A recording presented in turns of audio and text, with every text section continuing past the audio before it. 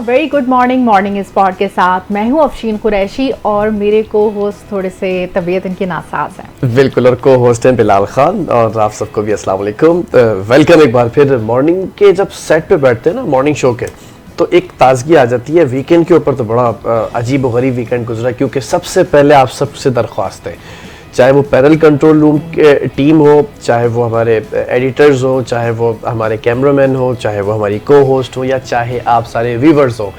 आज जब मैं ऑफिस में घुसा तो मैं तो समझ रहा था सबसे ज़्यादा मजलूम मैं ही हूँ ना, क्योंकि मैं बीमार था 2 दिन से। लेकिन जब मैं अंदर आया तो मुझे पता चला यहाँ तो और बहुत सारे, एक अनार और 100 बीमार। तो आप सबसे गुजारिश अपना ख्याल रखें, क्योंकि ये वायरल और फ्लू जो है वो ये बहुत ज़्यादा फैला हुआ है। गला जो है वो चौक होना शुरू हो रहा है, गले से सारा निज़ाम शुरू होता है, गला ख़राब होना शुरू होता है, उसके बाद फिर आपको नज़ला, खांसी, बुखार और फिर पेट ख़राब भी साथ साथ होता है। तो इन चीज़ों को थोड़ा सा टेकअप करें ठंडे मशरूबात से। साथ ही आपको आशुब चशम था, वो अब उसकी क्या सूरत है? यस, वो सारी बीमारी एक साथ उतर कर आ गई ना। आशुब चशम भी था, खैर उसके साथ भी अर्क़ गुलाब भी आंखों में डाला, मेडिकेटेड ड्रॉप्स भी थे, वो भी हमने डाले। तो बहरहाल वो अल्हम्दुलिल्लाह ठीक हो चुका है। लेकिन साथ साथ ये जो वायरल है ना, रोजाना के जो रूटीन के एक्सरसाइज होती है वायरसेस की और बैक्टीरियाज की, ये जरा आए हुए हैं कराची के अंदर, तो इसका ख्याल रखें। हर दूसरा बंदा आपको जो है ना वो बीमारी नजर ये मैंने अक्सर देखा है कि बारिश के बाद ये वायरल फीवर बहुत ज़्यादा कॉमन है और इस चीज़ के लिए आप लोगों ने एहतियात रखनी है। बाहर की चीज़ ज़रा कम खाएं, लेकिन फिर भी ये कि बहुत ज़्यादा मक्खियाँ, इस वक्त आपने देखा होगा आम का सीज़न है, तो बहुत ज़्यादा मैंने देखा है कि मक्खियाँ बहुत हैं। तो हर चीज़ बाहर जो है ना वो उस पे मक्खियाँ बैठी हुई हैं। ये तो बरसाती मक्खियाँ, बरसाती वायरसेस जो है ना ये आ चुके हैं। अब बरसाती मेंढक हो गए पुराने, वो बेचारे अपने माइग्रेट कर चुके हैं, अब नहीं आते बरसात के अंदर मेंढक। खासतौर पे कराची में तो बिल्कुल ही नहीं आते। इक्का दुक्का जो बेचारे पुराने दौर के बच्चे होंगे वही रह जाते हैं। लेकिन पहले होते ना बरसाती मेंढक आते थे, हमारे मीडिया में भी कुछ बरसाती मेंढक हैं, वो भी आया करते थे, वो भी बेचारे चले गए मौसमी तब्दीली की वजह से। अब बरसाती मक्खियाँ हैं, अब मीडिया में भी बरसाती मक्खियाँ हैं और मीडिया से बाहर जो इस वक्त निज़ाम है उसमें भी बरसाती मक्खियाँ और बरसाती वायरसेस, इसका आपने ख्याल रखना है। लेकिन अभी मज़े की बात तो आप लोग भूल ही गए कि जो प्रोग्राम शुरू होता है तो अच्छी बात से शुरू होता है, और अच्छी बात कौन करता है? बिल्कुल अच्छी बात अफशीन बताती है अच्छी बात। आज अपने शो में कि दुनिया में सबसे बड़ा शर जो है ना वो खुद गर्जी है, जो इंसान को अंधा कर देती है और इसे दूसरों की तकलीफ का एहसास नहीं रहता है। मतलब खुद गर्जी यानी सिर्फ अपने मफाद और ख्वाहिशात को मद्देनजर रखना, एक ऐसा रवैया है जो इंसान की सोच और दिल को महदूद कर देता है। जब कोई शख्स खुद गर्ज हो जाता है तो वो दूसरों की मुश्किलात, दुख या ज़रूरियात को नज़रअंदाज। मुझे लग रहा है आज आपने इख्तिबास से नहीं, आज आपने दिल की बात की किसी के लिए निशाना लगा के ना।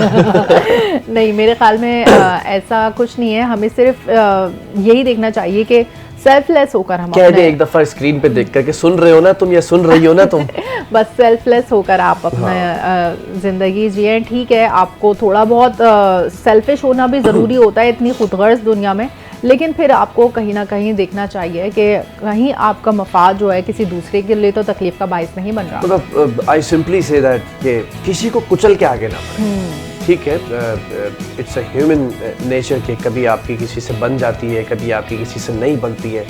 अगर आपकी नहीं बन रही है तो rather than being a toxic one, आप क्विट कर दें और आप साइड लाइन हो जाएं। आप एक रास्ता इख्तियार कर लें, ना तो खुद की लाइफ को टॉक्सिक होने दें, ना अगले की लाइफ को आप टॉक्सिक करें। इट मीन्स कि आप कुचल के किसी को जो है ना वो आगे ना बढ़ें। आप अपना रास्ता अलग इख्तियार कर लें, और जब अलग इख्तियार कर लें रास्ता, तो ना उसके बारे में बात करें, ना उसके बारे में गॉसिप करें, ना उसके बारे में डिस्कशन करें। अगर कहीं डिस्कशन होता भी है आपकी किसी बात का, किसी चीज का, किसी से ताल्लुक का, किसी को तो अच्छे लफ्जों में याद करके आप किनारा कशी करें। That's a very important thing. अगर हम बात करते हैं कि ऐसे में इसके लिए दूसरों का दुख महसूस करना या फिर उनकी मदद करना मुश्किल हो जाता है, क्योंकि उसका ध्यान सिर्फ अपनी ज़ात तक महदूद हो जाता है। खुदगर्जी को सबसे बड़ा शर कहना इसलिए भी दुरुस्त है अफशीन, क्योंकि यही वो अंसर है जो इंसानों के दरमियान मोहब्बत, हमदर्दी और भाईचारे को ख़त्म कर देता है। और दुनिया जो है एक तन्हा बेरहम जगह इसको बना देता है, क्योंकि कोई शख्स खुद गर्ज हो जाता है तो इसकी नज़र में सिर्फ अपनी फलाह बहबूद होती है और वो दूसरों के जज्बात, मुश्किलात या हालात को नज़रअंदाज कर देता है।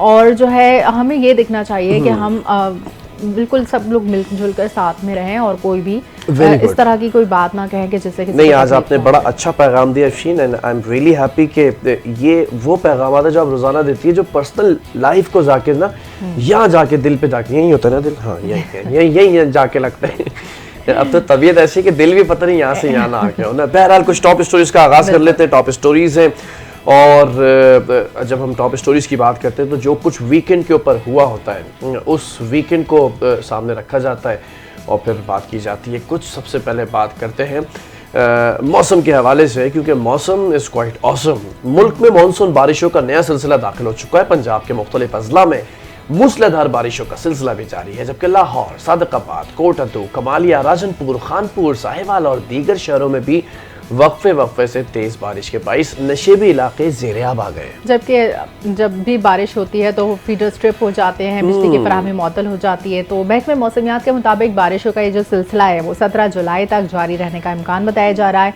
जबकि महकमे मौसमियात ने नदी नालों में तूफ़ानी और नशेबी इलाकों में सैलाबी सूरत हाल का खदशा भी जाहिर कर दिया है। तो पहले से लोगों को अलर्ट हो जाना चाहिए कि नदी नालों में अगर तूफ़ानी आ रही है तो डेफिनेटली सैलाबी सूरत हाल का खदशा पैदा हो सकता है। दरियाए चनाब और तरबेला डैम, लोग जो पिकनिक मनाने पहुंच जाते हैं ना, यहाँ ये पिकनिक पॉइंट्स नहीं है, ये दरिया है। दरियाए चनाब, तरबेला डैम में पानी की सतह मुसलसल बुलंद हो रही है, जिस पर हुक्काम को अलर्ट रहने की हिदायत जारी की गई है।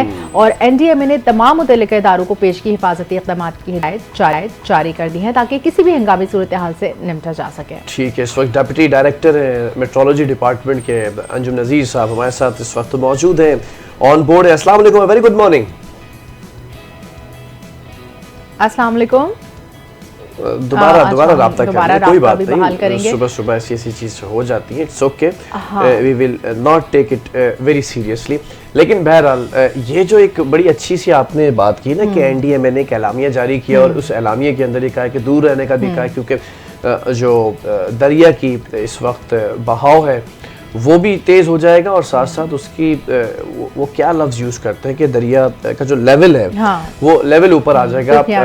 और इसके साथ साथ वो जो एक हादसा हुआ था उसको जरा कनेक्ट कर ले, अब सवात हादसा वो भी दरियाए सवात था, उसका भी लेवल जैसी सी अपराइजिंग हुई तो वो पूरा एक आपने देखा कि पूरी एक फैमिली, पूरे खानदान जो है वहां पर फंस गया। तो इसलिए कोई एडवेंचर नहीं होगा, कोई किसी किस्म की ऐसी हरकत नहीं है कि टिकटॉक या सेल्फी या कोई वीडियो के चक्कर में या व्यूज के चक्कर में कि रेला आ रहा है और मैं बीच में खड़ा हूँ। खुदा ना खास्ता अगर आप बह गए तो फिर बाकियात भी नहीं मिलेंगी। वाकई ट्रू।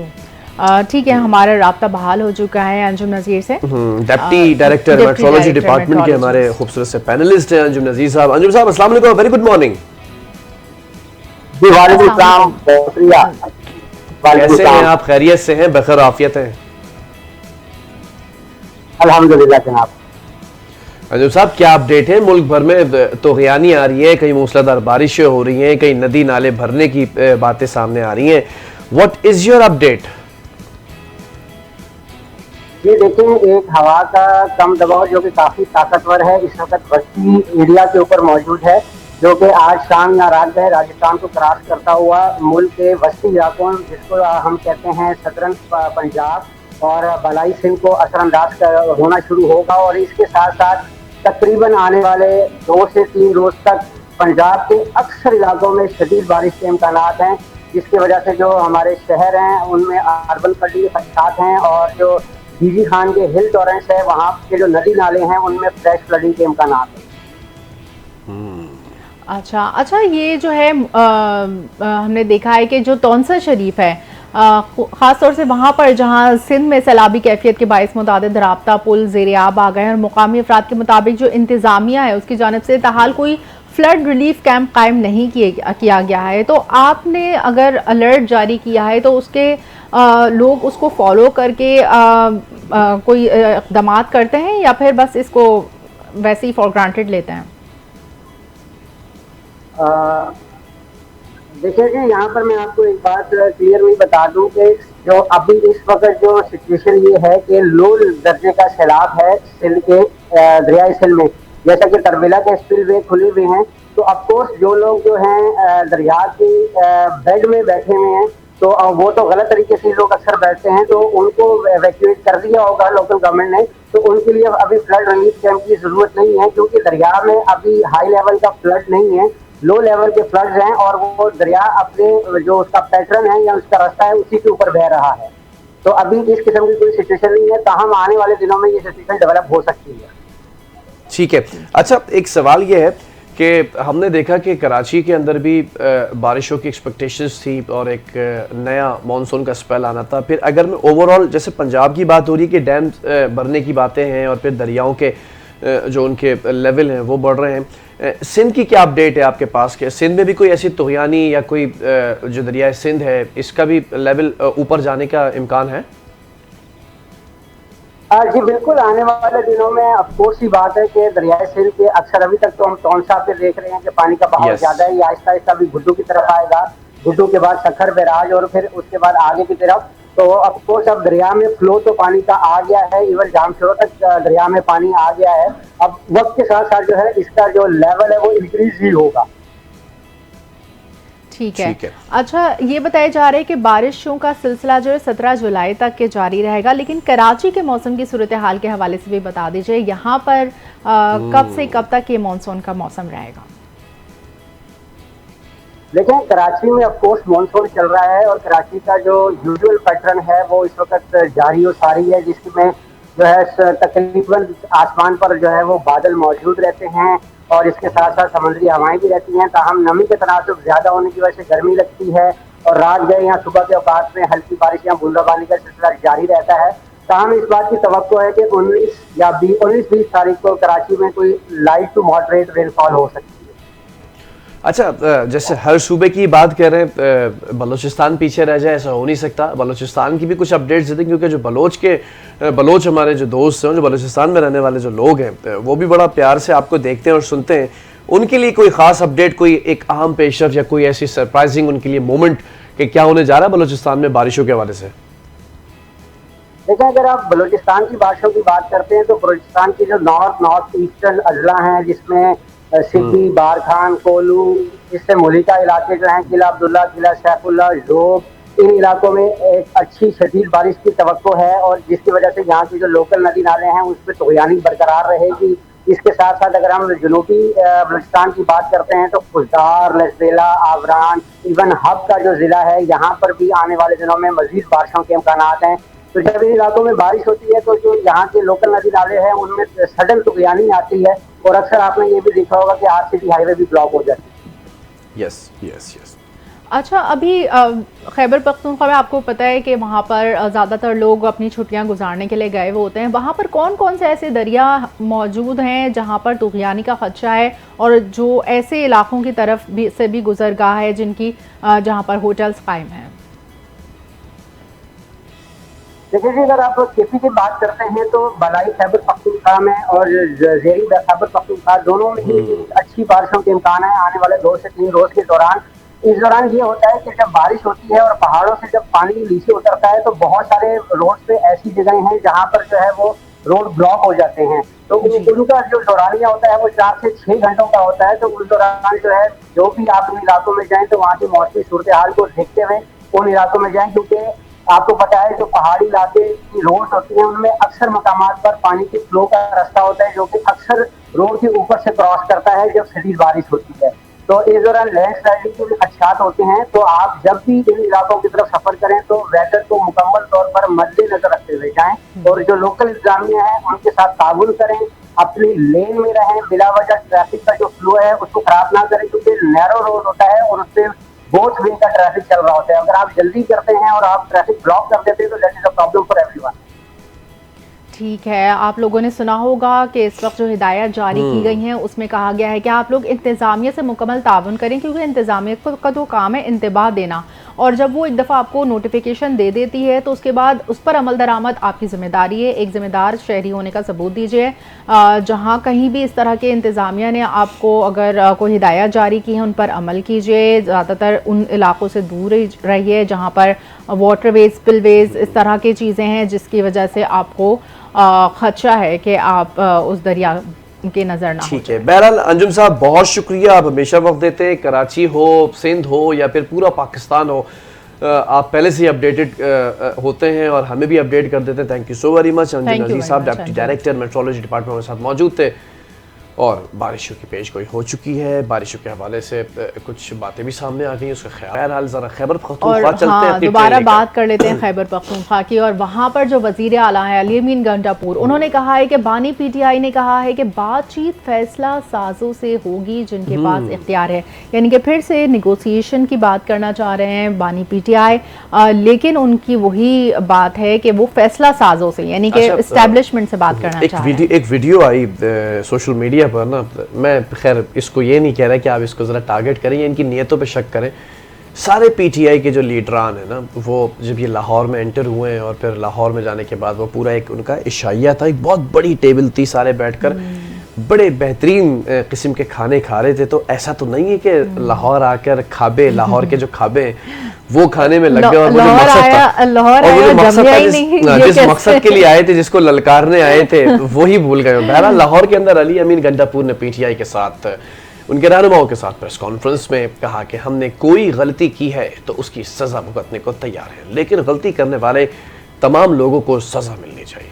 और उन्होंने कहा कि हमारी गुजारिश को कमजोरी ना समझा जाए, हम पूरे मुल्क में अपनी तहरीक का आगाज कर रहे हैं, हम 90 रोज में आर या पार करेंगे। ये 90 रोज हमेशा ये शुरू से करप्शन भी 90 रोज में खत्म करेंगे, 90 रोज में आर या पार भी करेंगे। जब पीटीआई आई थी, की जो भी ये दावे और नारे हैं ना, ये बहुत सियासी नारे रह जाते हैं। जब 17-18 में हुकूमत आई थी पीटीआई की, तब भी ये कहा था कि 90 रोज के अंदर हम मुल्क का नक्शा बदल देंगे। आपने वाकई नक्शा बदल दिया और ऐसा नक्शा बदला कि बड़े दावे और इस तरह के वादे नहीं करना चाहिए कि जिसको जो आपको खुद नहीं नजर आ रहा हो कि ये इम्प्लीमेंट भी कर सकते हैं इस पर के नहीं। इन्होंने मजीद कहा है कि मौलाना फजलुर रहमान कहते हैं कि हमारा जाली मैंडेट है, जबकि वो खुद फॉर्म 47 से जीत कर आए हैं, वो अंदर से अभी भी मिले हुए हैं। ये तो उनके लाहौर में जलसा करने की इजाजत दी जाए, चले ठीक है भाई, देखेंगे कि आइंदा हमें क्या लाए अमल तय करना है। उनकी टाइमलाइन पर चलना हमें कबूल नहीं। हम पाकिस्तानी अवाम की जंग लड़ रहे हैं, हमारे खिलाफ दोबारा फस्ताई मुहिम चलाई जा रही है, जबकि हमसे एहतजाज का आईनी हक भी छीना जा रहा है। Is that right? अच्छा, एहतजाज का अगर आईनी हक छीना जा रहा है तो फिर आप लाहौर में कैसे? तो आपको तो लाहौर में एहतजाज का हक दिया जा रहा है, आप बिल्कुल खुलकर एहतजाज करें और देखते हैं कि 90 दिन में आर या पार आप जो कहना चाह रहे हैं वो आपकी स्टेटमेंट किस हद तक के दुरुस्त साबित होती है। You would not be able to enter in Punjab, क्योंकि वहाँ मरीम नवाज साहिबा बैठी हुई हैं और जो चचा हैं वो वजीर आज़म है। अगर ऐसे ही कुछ हो रहा होता तो आप पंजाब में नहीं घुस सकते। बिल्कुल। और उन्होंने मजीद ये भी कहा है कि हमारे खिलाफ अभी भी कार्रवाइयाँ जारी हैं, किसी सियासी जमात के साथ इतना जुल्म नहीं हुआ जितना हमारे साथ हुआ और हमारे खिलाफ मुकदमात में इन्हें कुछ नहीं मिला। ये वही कह रहे हैं कि इनके साथ भी इतना ही जुल्म हुआ जितने हमारे साथ हुआ। मतलब पहले इन्होंने भी कुछ अपने दौरे हुकूमत में कुछ किए थे इस तरह के काम, लेकिन ये कि अब कह रहे हैं कि अब हमारे साथ इतना जुल्म हुआ जितना किसी के साथ नहीं हुआ।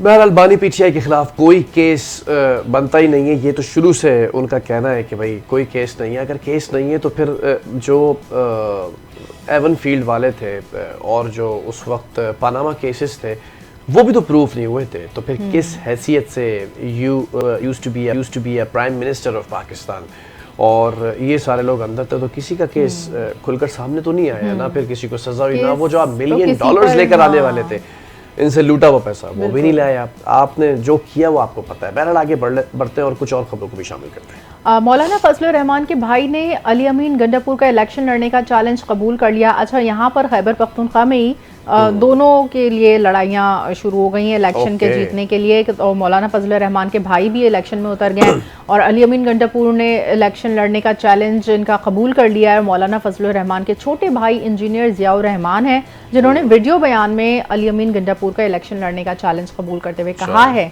कि अली अमीन गंडापुर, तुम्हारा चैलेंज कबूल है, तुम्हारी औकात नहीं कि मौलाना फजलुर रहमान तुम्हारा चैलेंज कबूल करें। चलें जी, बढ़ गई कहानी और बढ़ गया मामला। इंजीनियर ज़ियाउर रहमान ने यह भी कहा कि पहले तुम मुफ्ती महमूद के इस बेटे से मुकाबला करके दिखाओ। मौलाना फजलुर रहमान ने तो तुम्हारे लीडर को इक़्तिदार की कुर्सी से घसीट कर निकाला था, तुम अपने भाई से इस्तीफा दिलवा कर उनका मुझसे मुकाबला कराओ। अली अमीन गंडापुर के अंदाज़े गुफ्तगू और तकल्लुफ़ से उन्हें मालूम हो चुका है कि उनके चलचलाव का ज़माना आ चुका है। तो ये देखना है कि अब अली अमीन गंडापुर और जो मौलाना फजलुर रहमान है, उनके जो इंजीनियर ज़ियाउर रहमान हैं, उनके भाई, तो मौलाना साहब से जंग करना it's not an easy task. अब देखते हैं कि इन दोनों का क्या टाकरा होता है इलेक्शन में। बिल्कुल आगे बढ़ेंगे और आपको बताते हैं कि हमारे सियासी मुखालफिन मुकाफात अमल का शिकार हैं, जिन्होंने मुल्क को तबाही के तरफ धकेला है, आज उनका कोई नाम नहीं ले रहा। स्पीकर कौमी असम्बली अयाज सादिक की मीडिया से खुसूसी गुफ्तगू। अच्छा, स्पीकर कौमी असम्बली अयाज सादिक ने कहा है कि नवाज शरीफ की हुकूमत साजिश के तहत ख़त्म की गई। उनकी हुकूमत ख़त्म करके मुल्क की तरक्की का पहिया रोका गया और 2017 से 2023 तक मुल्क आगे जाने के बजाय पीछे चला गया। यानी कि वो अपने दौरे हुकूमत को ही कह रहे हैं कि इस दौर से इस वक्त तक के हमारा जो तरक्की का पहिया था वो जैम हो गया बेसिकली, और अब दोबारा जैसे ही वो आए तो उनका तरक्की का पहिया रवा दबा है। जबकि स्पीकर कौमी असम्बली का कहना था कि वज़ीर आज़म शहबाज शरीफ मुल्क की बेहतरी के लिए दिन रात काम कर रहे हैं। चंद अनासिर ने हमारी क़यादत की बीमारी का मजाक उड़ाया। तहरीक इंसाफ की हुकूमत PTI ने जो IMF माहिदे की खिलाफ वर्जी की, उसमें मुल्क की मईशत को नाकाबिले तलाफी नुकसान भी पहुँचाया है। ये बात तो सही है कि IMF की वजह से जो भी माहिदे हुए उसकी वजह से मुल्क को नाकाबिले तलाफी नुकसान पहुँचा, और उन्होंने कहा है कि हमारी क़यादत ने मुल्क को दिवालिया होने से बचाया। डू यू रिमेंबर कि जब IMF की टीम यहाँ पर आ रही थी और इनके धरने चल रहे थे, और फिर एक अलग से मुलाकात IMF से कर लेना और फिर ये तासुर देना कि IMF तो मुझसे मिलने आया है या मुझे जो है वो तरजीह दे रहा है। This is not a thing. अगर आपकी सियासी इख्तलाफात हैं, ज़ाती इख्तलाफात हैं, when it comes to your motherland, तो आपको एक होकर खड़ा होना है, हर हाल में होना है। ये बहुत बड़ी एक बात है। मजम्मती बयान नहीं आते अब इनके ट्विटर अकाउंट से, चाहे इसराइल हमला कर दे, चाहे कुछ भी कर दे, लेकिन ट्रंप अगर जीत जाते हैं तो वही इनके ट्विटर से फौरी तौर पर मुबारकबाद के इनके मैसेजेस आते हैं। फिर एक बात ये होती थी कि एक बयानिया बनाया कि अमरीकी साजिश और रजीम चेंज की साजिश, और उसके फौरन बाद आप अमेरिका की तारीफों में लग गए। तो आपका बयानिया 3 दिन से ज्यादा नहीं चलता। एक रील होती है ना, टिकटॉक की रील, वो 3 दिन से ज्यादा ट्रेंड नहीं चलता है। 3 दिन के बाद एक नया ट्रेंड आ जाता है। तो इनका भी ऐसे कुछ है। इनकी सियासी जमात में ही इतने मुनरिफ अरकान हैं कि ये खुद उनको कभी माइनस करते रहते हैं, कभी कुछ। पाकिस्तान तहरीक इंसाफ ने 5 मुनरिफ अरकान कौमी असम्बली को पार्टी से निकाल दिया। यानी कि फिर से इनको लगा कि इनकी पार्टी में कोई मसला है, इन्होंने उन लोगों को भी निकाल दिया। अब देखना है कि जो हैं वो कितने लॉयल हैं। जबकि चेयरमैन PTI बैरिस्टर गौहर ने मुनरिफ अरकान असम्बली को पार्टी से निकालने का नोटिफिकेशन भी जारी किया है। जबकि निकाले जाने वालों में रुकन कौमी असम्बली औरंगजेब खान कच्ची, ज़हूर इलाही, उस्मान अली, मुबारक ज़ेब और इलियास चौधरी शामिल हैं। अरकान कौमी असम्बली को पार्टी से निकालने के हवाले से कहा गया है कि मज़कूरा अरकान ने 26वीं आइनी तरमीम की हिमायत के लिए पार्टी हिदायत की खिलाफ वर्जी की है। अच्छा, रीज़न भी कि जो 26वीं आइनी तरमीम है इसकी हिमायत के लिए पार्टी हिदायत की खिलाफ वर्जी कर दी उन्होंने, जबकि पार्टी इजलास में तरमीम की मुखालफत का मुतफ़िका फ़ैसला किया गया था। और इसमें नोटिफिकेशन में कहा गया है कि मुनरिफ अरकान ने 21 अक्टूबर 2024 को तरमीम के हक़ में वोट दिया और पार्टी वफादारी और हल्फ की संगीन खिलाफ वर्जी की। जबकि पार्टी हिदायत पर अमल न करने पर शो कॉज नोटिस भी जारी किए गए थे। जबकि शो कॉज नोटिस पर जवाब न देने पर पार्टी के ये जो कार्रवाई हुई है पार्टी की, ये इस हाँ, कोई शो कॉज नोटिस पर आपको जवाब तो देना बनता है ना कि क्या रीज़न हो सकती है जिसकी वजह से आपने जो वोट था उस तरमीम के हक में वोट नहीं दिया। अच्छा, या अगर आप देखें आपकी पार्टी से अफशीर, अगर आप देखें तो PTI की जो इस वक्त तंजीमी स्ट्रक्चर है वो पूरी तरह कोलैप्स हो चुका है। बल्कि शुरू से ही वो बना ही नहीं था। वो हमेशा से ही वो शेकी था। जो उसकी फाउंडेशन थी वो शेकी थी, क्योंकि कभी भी मैंने नहीं देखा कि PTI ने किसी को अगर इलेक्ट किया है किसी वजारत पर तो वो उस वजारत पर ज़्यादा अरसे के लिए जमा रहा हो और एलिजिबल भी हो। अच्छा, दूसरी बात है कि सिंध का जो इनका एक खास विंग है ना, वो हमेशा से शुरू से लग रहा है, जबकि सिंध में सबसे ज़्यादा इनके कराची के अंदर MNAs थे, MPs थे, लेकिन वो एक बेचारे कशीदगी का कशमकश का शिकार थे कि उनको हमेशा से निगलेक्ट किया जाता था।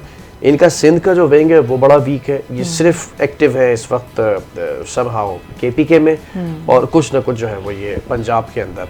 तो अब ये देखना है कि इनके जो अलग से धड़े बन चुके हैं, धड़े बंदियां हो चुकी हैं। शेर अफजल मरवत एक तरफ है, अली अमीन गंडापुर एक तरफ है, बैरिस्टर गौहर एक तरफ है, अलीमा और वो जो दूसरी बहन है वो एक मिले हुए 7 कंबाइंड फोर्स नहीं नजर आती इनकी। सब तितर बितर हो चुके हैं और फिर मजीद भी लोगों को निकाला जा रहा है। तो देखना है फिर बचता कौन है और कौन क़यादत संभालता है, कौन किस तरह से पार्टी को आगे लेके जाता है, क्योंकि एक मुनज़्ज़म तरीक़ेकार होता है। जब वो फॉलो नहीं होगा तो फिर जाहिर है सब इसी तरह से तितर बितर हो जाएंगे। कुछ बात कर लेते हैं खारजा वजारत के हवाले से। वज़ीर ख़ारजा इसहाक़ डार शंघाई ताउन तंजीम के वज़राए ख़ारजा कौंसिल इजलास में शिरकत के लिए आज चीन रवाना होंगे। अच्छा, हमारे साथ इस वक्त जो है टेलीफोन लाइन पर मौजूद हैं अमीर मकाम, सीनियर अमीर मकाम मौजूद हैं और उनसे हम खैबर पख्तूनख्वा के खबर के हवाले से ही डिस्कस कर लेते हैं। जो पाकिस्तान तहरीक इंसाफ ने 5 मुनर्रिफ अरकान कौमी असम्बली को पार्टी से निकाल दिया है, उसके हवाले से जानते हैं। ठीक है जी, इंजीनियर अमीर मकाम साहब, अस्सलाम वालेकुम, वेरी गुड मॉर्निंग। अस्सलाम वालेकुम। वालेकुम सलाम। अब ये जो एक खबर सामने आ रही है सुबह सवेरे, पाकिस्तान तहरीक इंसाफ ने 5 मुनहरिफ अरकान कौमी असम्बली को पार्टी से निकाल दिया है। How do you see this thing के ये पार्टी क्या कोलैप्स हो रही है या फिर रीस्ट्रक्चर की जा रही है? ये बहुत जल्द सारे निकल जाएंगे। ये जो 5 निकाले तो दिन ब दिन निकलते जाएंगे, सारे निकल जाएंगे इंशाल्लाह। उसी पोजीशन पर जाएगी जो 2013 से पहले थी। ये दिन बहुत जल्द देखने में आना है। इस वक्त आप पाकिस्तान तहरीक इंसाफ में जो मजबूत कारकुन हैं उनमें किसको देख रहे हैं? जैसे चेयरमैन पीटीआई बैरिस्टर गौहर इस वक्त अगर क़यादत कर रहे हैं तो उनको आप कितने अरसे तक देख रहे हैं? और इसके अलावा बाकी जितने भी जो अपनी जगह मजबूत आपको दिखाई दे रहे हों, या फिर हर कोई यहाँ पर इसी एज पर है कि कब गया कब रहा? नहीं, मतलब है कि इस बात में तो इसको मैं एडमिट करता हूँ पॉलिटिकल वर्क करके, उसमें से कोई भी इसी तरह बंदा नहीं है कि इसका अपना कोई वर्थ है।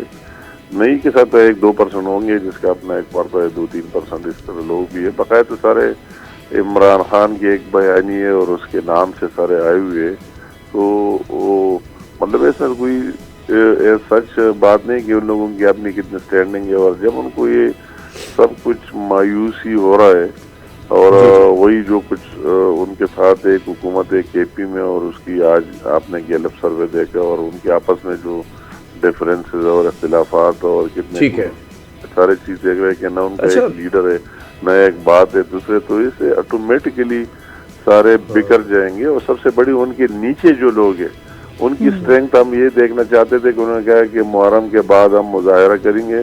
तो मैंने तो पहले से कहा था, जिसने पूछा कि कोई मुजाहिरा नहीं करेगा, कोई मुजाहिरा नहीं होगा, कोई उनके साथ निकलेंगे नहीं। अच्छा, मुजाहिरे तो हो या ना हो, लेकिन अमीर मुकाम साहब मुझे एक सवाल ये करना है कि पंजाब के अंदर ये इस वक्त बैठी हुई है सारी क़यादत और पंजाब में आए हैं, ललकारने भी आए हैं और कुछ मकासद भी पूरे कराने आए हैं, कुछ बातें भी करने आए हैं। लग रहा है कि ये इस बार पूरे मूड से आए हैं, पूरी तैयारी से आए हैं।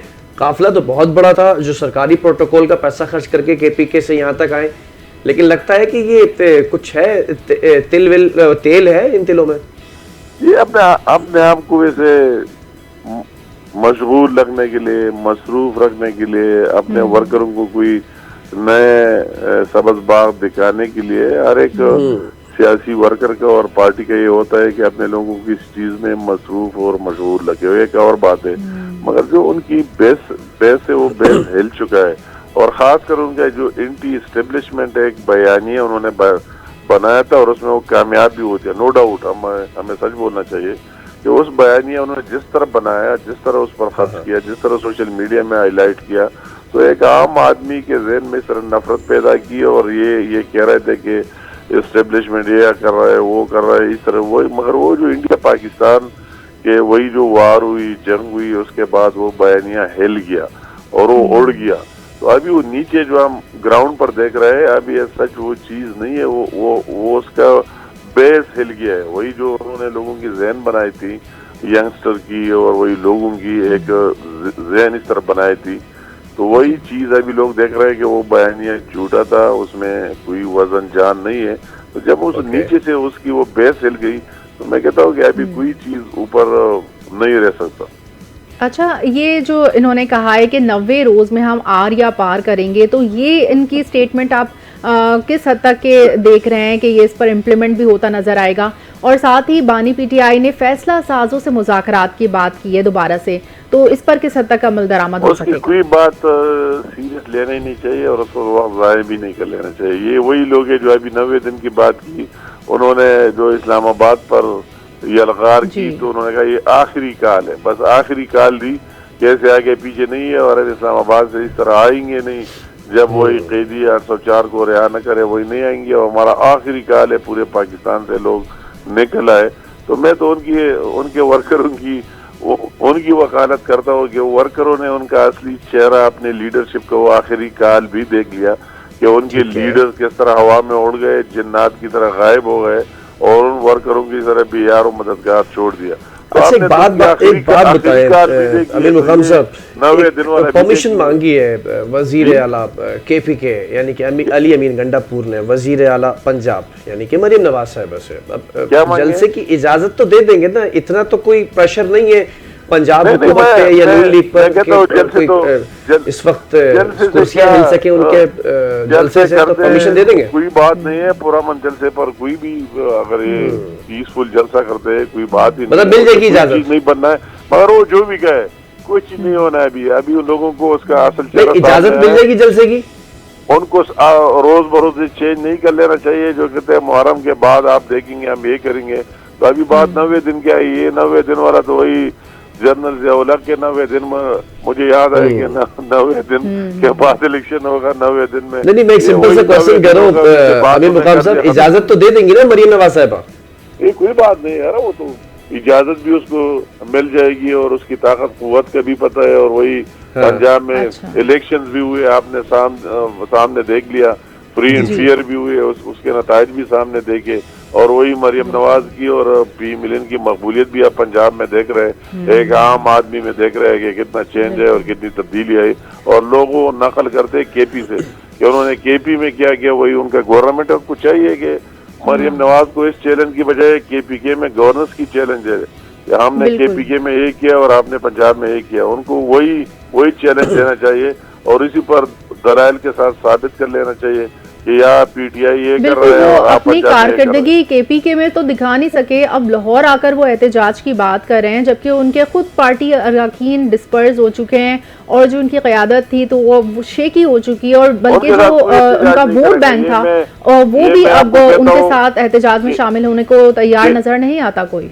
तो ये बात है कि उनके साथ वो सारे लोग नीचे से हिल गए कि हम किस लिए एहतजाज करें, किस लिए प्रोटेस्ट करें, जो हमने किए उसके खयानत सामने आ गए तो मजीद क्यों करे। तो मैं इसलिए कहता हूँ कि उनकी जो असल बेस था वो बेस हिल गया है। उनके जो लोगों में उन्होंने ब्रेन वॉशिंग की जिसमें कोई शक नहीं है कि हम आम आदमी की हमें बिल्कुल हैरत था कि उनके साथ निशान भी नहीं था और किस तरह लोग ढूंढ रहे थे। और वही इमरान खान ने जो बयानिया उन्होंने बनाया था उसका साथ दे रहे। तो अभी वो बयानिया रोज बरोज झूठ साबित हो रहा है, झूठा साबित हो रहा है कि उनके साथ वही गवर्नमेंट एक बात तो बताया कितना अमल किया।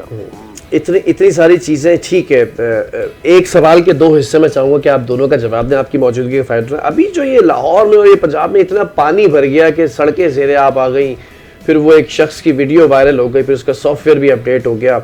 ये पानी इतना कैसे भर गया? ये कहीं पीटीआई वालों ने छोड़ा था? नहीं, मतलब है कि पानी भरना तो बारिशों से होता है, ये आप देख रहे हैं कि मानसून का सीजन है, हर जगह होता है। मगर मुझे ये कि हमारी केपी के चीफ मिनिस्टर और केपी हुकूमत को वही जिस तरह उन्होंने पहले परवेज खटक साहब जो उनके साथ था और वही जो धरना दिया, वही जो एपीएस और क्या वाकयात हो रहे थे, पूरा केपी जल रहा था। अभी पूरा केपी जल रहा है, आपने वो बाजोड़ इंसिडेंट भी देख लिया। नहीं, लेकिन हम पंजाब के हालात को सिंध से कंपेयर करें तो हमें पता है कि सिंध में तो निकासिया फेल्ड है ऑलमोस्ट, लेकिन पंजाब में बहुत अच्छे इंतजामात हमें देखने में आते हैं। लेकिन फिर पंजाब में बारिश के बाद ऐसी सूरत हाल कैसे पैदा हो गई? नहीं, मतलब है कि वो तो मैंने कहा कि मानसून का सीजन है हर वक्त, तो ये किसी का तो नहीं कि फलाने छोड़ा फलाने नहीं छोड़ा, वो तो एक और बात है, हर जगह सैलाब आती है। मतलब नॉर्मल, अगर पीटीआई की हुकूमत भी होती तो ये भर जाते हैं, ऐसे कोई मसला नहीं। नहीं, मतलब मसला नहीं था अगर पीटीआई की हुकूमत पंजाब में होती है इस तरह सड़कें भर जाती तो इट्स वेरी नॉर्मल। कोई पाइप लाए और कोई फ्ला रहे और कोई नहरें ले आए, वो तो एक नेचुरल चीज है। अच्छा, एक आखिरी सवाल भी यहाँ करना चाहूंगा। मरियम नवाज साहिबा का सोशल मीडिया बड़ा स्ट्रांग हो गया है, कोई टीम चेंज की है या फोकस ज्यादा हो गया है? क्योंकि खान साहब का सोशल मीडिया तो क्लेम करती रही है नून लीग के बड़ा स्ट्रांग है, बड़ा पैसा लगाया जाता है, बड़े मिलियन व्यूज आते हैं। हम देख रहे हैं माशाल्लाह से सीएम पंजाब का सोशल मीडिया बड़ा स्ट्रांग होता चला जा रहा है। ये मैं कहता हूँ कि वही सोशल मीडिया की वो जिस तरह स्ट्रांग होना और या वीक होना वो एक और बात है, मगर जो कारकर्दगी है, सबसे बड़ी बात ये है अगर सोशल मीडिया पर करना था तो फिर तो इमरान खान ने जो कुछ किया हम सबको जीरो कर दिया, वो तो एक और बात है। असल बात है वही परफॉर्मेंस डिलीवरी। तो मैं पंजाब की ये कहूंगा कि वो डिलीवर कर रही है मरियम नवाज, और वही आम आदमी को रिलीफ मिल रहा है, डिलीवर कर रही है और बिला इम्तियाज कर रही है। उसमें ये नहीं है कि हमारे अपने लोग भी नाराज है, जो हमारे सियासी लोग है कि हमें इस तरह स्पेस नहीं मिल रहा है, ये नहीं मिल रहा है, मगर उसका जो भी चीज है सबके लिए फाल पंजाब है, जिस पार्टी का है जो भी है, सारे उससे फायदे ले रहे हैं। तो असल चीज है ग्राउंड पर डिलीवर करना, और ग्राउंड पर डिलीवर हो रहा है। ठीक है, बहुत शुक्रिया। वफाकी वज़ीर इंजीनियर अमीर मुकाम हमारे साथ मौजूद थे और इस तमाम तर हवाले से उन्होंने हमें बताया कि इस वक्त KPK की पोजीशन क्या है और क्या वज़ीर आला अली गंडापुर की क्या पोजीशन है। बिल्कुल, एक छोटे से वक्फे की तरफ जा रहे हैं। वक्फे से जब वापस आएंगे तो कुछ ख़वातीन के हवाले से बात करेंगे। हरासमेंट का शिकार हो जाती हैं, कुछ तशद्दुद होता है उनके ऊपर, तो किस तरह से बचाया जा सकता है अपने आप को और कैसे सेल्फ डिफेंस भी। बिल्कुल, डोमेस्टिक वायलेंस का जो शिकार होती हैं ख़वातीन, उनके हवाले से हम खुसूसी गुफ्तगू करेंगे। Stay with us.